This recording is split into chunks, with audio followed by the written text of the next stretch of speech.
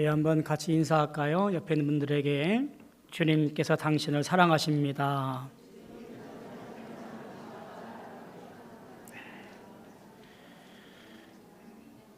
주님께서 분명 여러분들을 사랑하시는 줄로 믿습니다. 5월은 가정의 달이라고 그러지요. 가정마다 평안하시고 또 복이 넘치시고 웃을 일이 많아지시는 그런 5월 한 달 되었으면 좋겠습니다. 부활절을 지내고 우리 부활절 셋째 주일을 맞이했습니다. 기쁨과 환희와 감사와 찬송으로 부활절을 맞이했는데 솔직히 말하면 아무런 변화가 없어요. 여전히 우리의 삶은 힘들고 또 우리의 생각들은 여전히 비좁고 많은 일들이 우리 앞에 있어서 답답한 것이 부활절을 지내고 나서 부활절기를 보내고 있는 우리에게는 여전히 어제나 오늘이나 똑같습니다. 부활의 기쁨을 담아내기에는 우리의 삶이 그렇게 여유롭지 않은 것 같습니다. 더욱이 우리나라 사회라고 하는 것이 경기 침체가 계속되어지고 있고 청년 실업의 문제도 여전히 우리 앞에 있는 것 같고요. 고령화라든가 가족 해체라든가 이런 위기들도 우리 앞에 도사리고 있습니다. 대선 앞두고 있어서 그런지 정치적 이념이라든가 갈등들은 두말하면 잔소리인 것 같고요. 영적 보루라고 하는 교회 역시도 코로나 이후 이 약화된 공동체성에 대한 회복이 그리 수월한 것 같지는 않습니다. 이러할 때 우리가 요한복음 21장을 읽게 되었는데요. 우리는 21장을 읽어가면서 이와 같이 어렵고 고단하고 기쁨이 없고 고통스러운 이때에 21장에 말하고 있는 우리를 다시 부르시는 주님의 음성 듣기를 원합니다. 절망의 바닷가에서 그물을 내려도 아무것도 얻지 못하는 그런 깜깜한 밤 속에서 부활하신 주님을 찾아오신다라는 말이지요. 그리고 여전히 수치심에 짓눌려 있던 베드로를 부르시고 일으키시고 다시 일을 맡기시는 것을 기억해야 됩니다.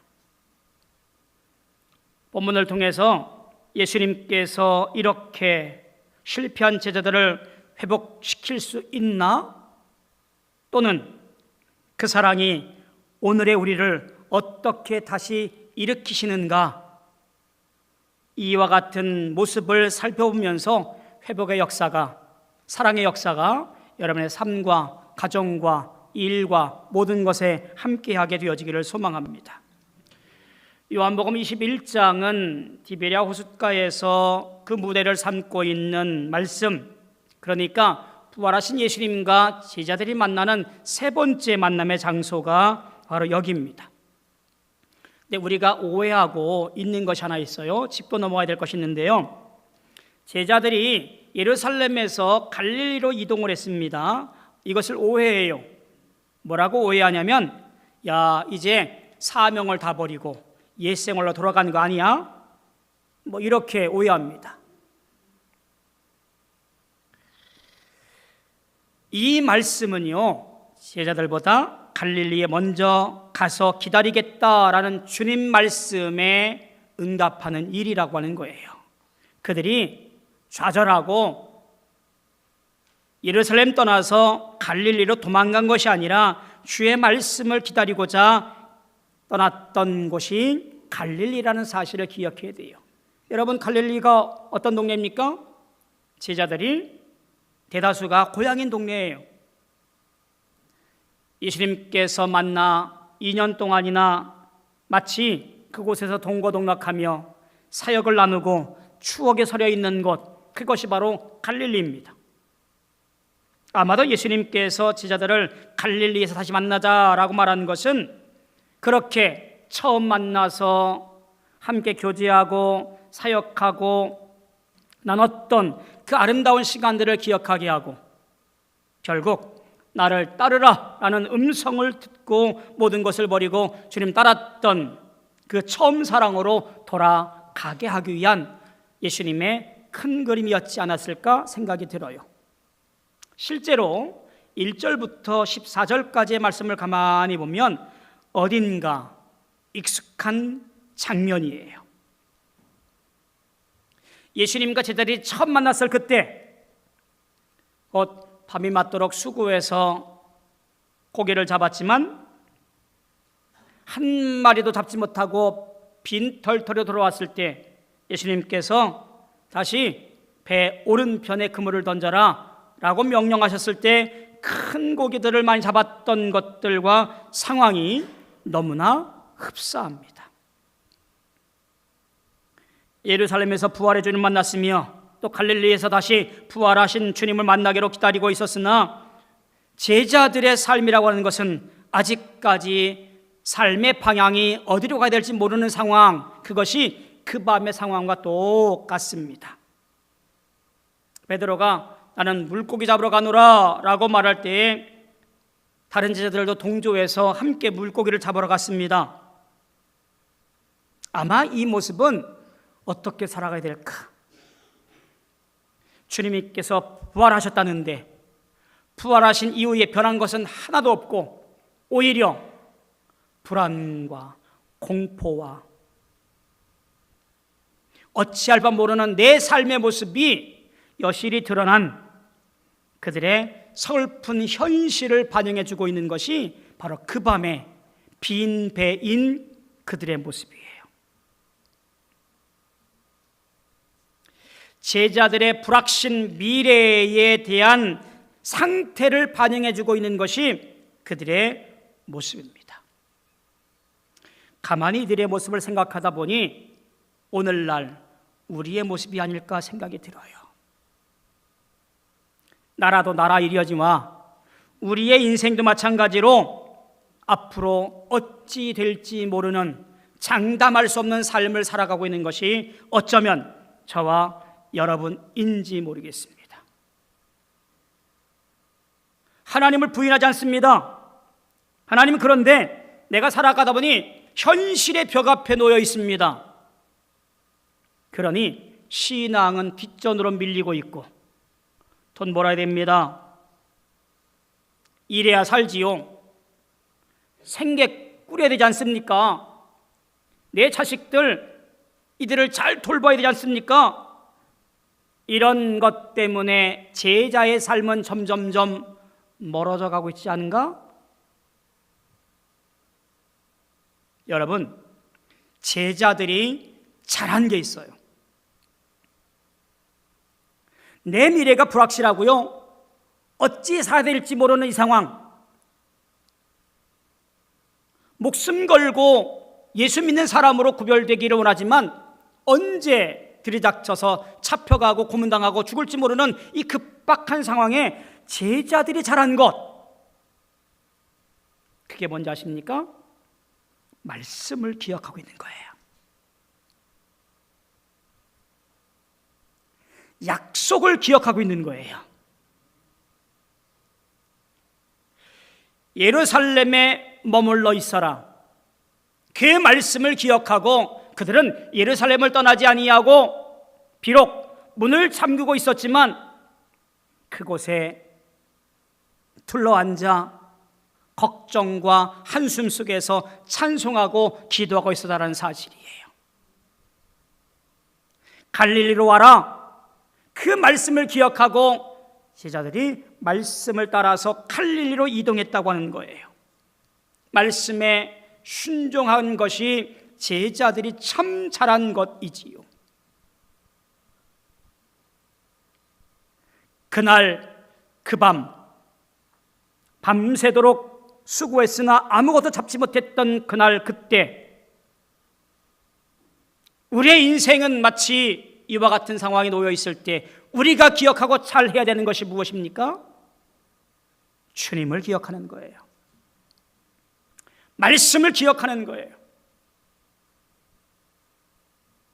이 핑계 저 핑계 이 일 저 일 생각해서 주님, 잠시 있다가 교회 올게요. 일 좀 처리하고 그 다음에 편안해지면 교회 다닐게요. 이런 미련한 인생 되어지지 않기를 간절히 소망합니다. 무슨 일이 있어도, 어떠한 일이 있다 할지라도 말씀을 기억하고 약속을 기억하고 그 말씀을 따라서 순종하는 것이 고난과 불안과 불평 속에서 우리가 해야 할 가장 잘하는 일인 줄로 믿습니다. 그 밤에 저 멀리에서 음성이 들려요. 누군지 모르는 와중에 큰 소리로 음성이 들립니다.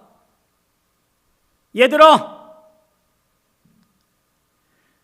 너희에게 고기가 있느냐? 그들은 뻔하잖아요. 없다고 대답합니다. 그때 또 한 번 소리가 들립니다. 오른편에 그물을 던져라. 결과는 고기를 많이 잡았다는 얘기입니다. 그물을 들 수 없을 만큼 잡았다는 얘기예요. 그 음성이 뭐였을까요? 야, 그렇게 전문가라면서 고기도 못 잡아? 책망한 것이 아니라 사랑의 소리였을 것 같아요. 실패를 감싸주는 음성, 아마 그 음성이지 않았을까 생각이 들어요. 그 음성에 순종했을 때 물고기를 잡게 되어진 거지요. 순간 배 안에 있던 제자들은 무슨 생각했을까요?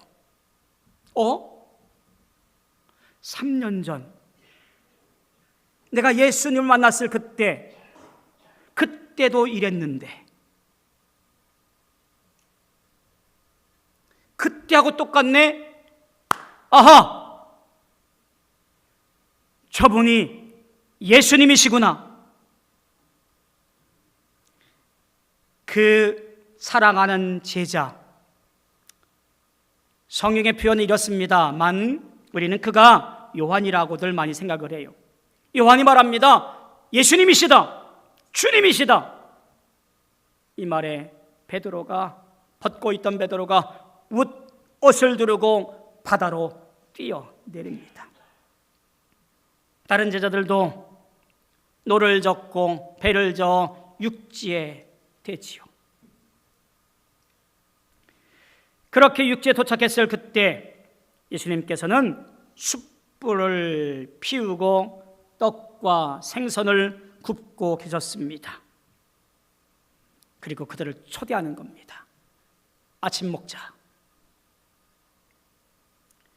실패와 고통으로 닥쳤을 그 아침, 싸늘한 공기로 낙담 속에 맞이할 그 새벽, 그 아침에 주님은 그들을 초청하여 회복시켜 주고 계신 거예요. 그렇게 예수님과 재회하게 되어집니다. 그런데요, 베드로가 어땠을까라는 생각이 불현듯 듭니다. 그가 마주했던 것은요, 숯불, 그것이 눈에 가장 먼저 들어오지 않았을까 생각이 들어요. 베드로에게는 트라우마가 있을 것 같아요. 숯불, 예수님께서 심판받고 조롱받을 그때 가야바의 뜰에서 너 그 당이지? 내가 예수를 따라다니는 것 봤어? 라고 말할 그때 나는 모른다. 저주하며 떠났던 그날, 탁 울면서 가슴을 치며 통곡했던 그날, 그 숯불이 그에게는 트라우마였을 것 같아요. 숯불을 보고 주춤했을 베드로. 부끄러운 기억, 실패한 자리, 신앙을 저버렸던 순간 앞에 놓여있게 되어진 거지요. 주님은 오히려 식탁을 차려줍니다. 그곳에서 떡을 떼시며 내 사랑은 여전히 너희와 함께 있단다 라고 다정한 목소리로 말씀하는 자리가 바로 그 아침 조반 자리가 아니었을까 생각이 들어요. 그리고 15절로 넘어갑니다. 15절 이하의 말씀은 오늘 본문 말씀의 가장 핵심이라고 볼 수 있습니다. 베드로에게 3번 묻습니다. 네가 나를 사랑하느냐? 이것은 단순히 확신을 얻기 위한 것이 아니라 베드로가 몰랐다고 부인했던 것을 역전시키는 회복의 고백이라고 그렇게 해석들을 합니다. 이 질문은 똑같이 우리에게도 적용되어져요. 주님, 저 일이 있어서 이번 주는 주님 만나러 못 가요. 주님, 바빠서 이 일 한 다음에 그때 교회 다닐게요. 저보고 주의 일 하라는데 저 사장하시잖아요. 이런 일 저런 일 해야 되는데 쫓아낼 수 없습니다. 여유 있는 사람들이야 교회 다니는 거지요. 뭐 이렇게 빙글빙글 돌았던 우리에게 이렇게 말씀하시는 거예요. 아무개야, 지금도 나를 사랑해? 네 사정 다 알아. 근데 이렇게 물어보고 싶어. 너 나 사랑하니? 주님은 우리에게 우리의 이력서, 스펙을 원하시는 것이 아니라 우리가 원하는 한 가지 사랑을 보기 원하셔요. 내 모양이 어떠하든, 내 사정이 어떠하든, 내가 이룬 공적이 무엇이든 그런 거 상관하지 아니하고 내 마음속에 정말 나를 사랑하는 것이 남아있니? 나를 사랑해?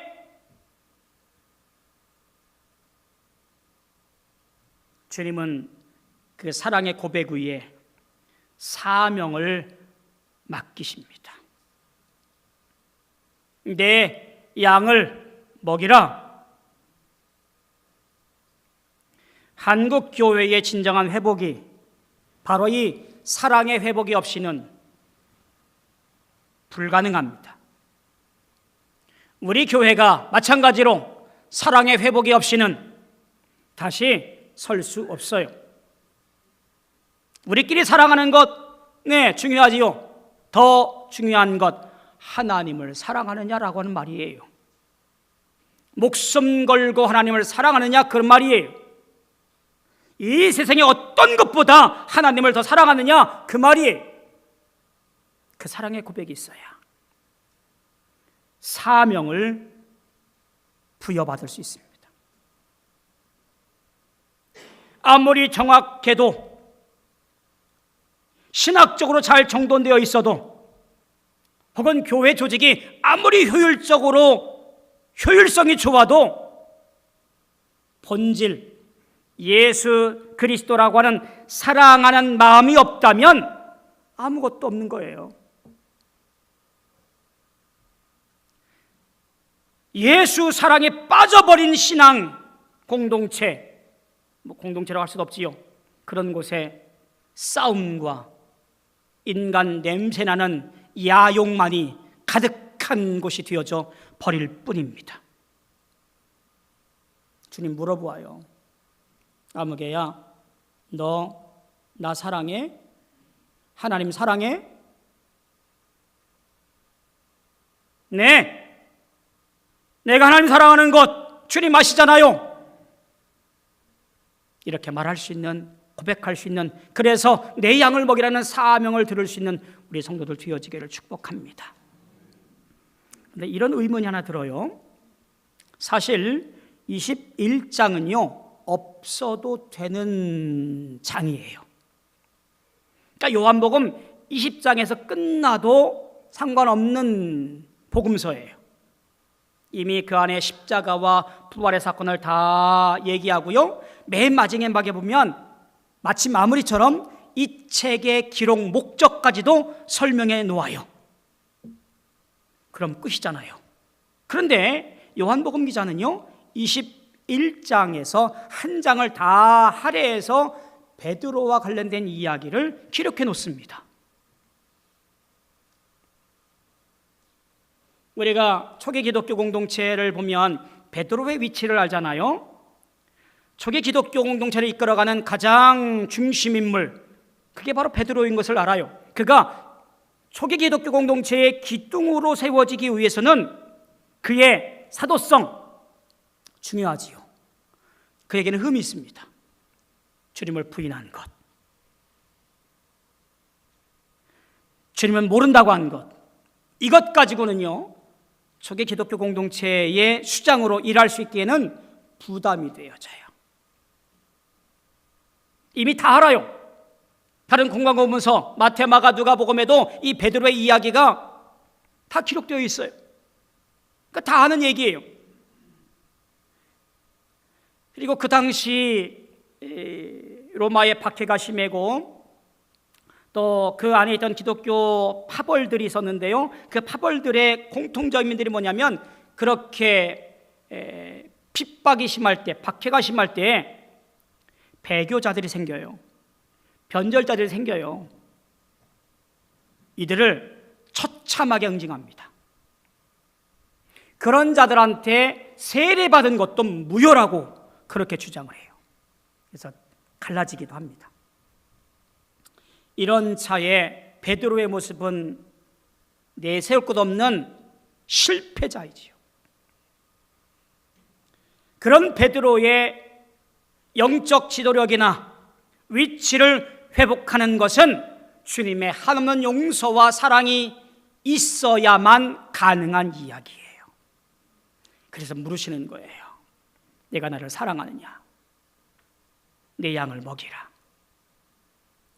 주님께서 그를 사랑으로 보듬어 안아주시고 그리고 그 사랑 위에 사명을 주신 사건이 바로 이 사건입니다.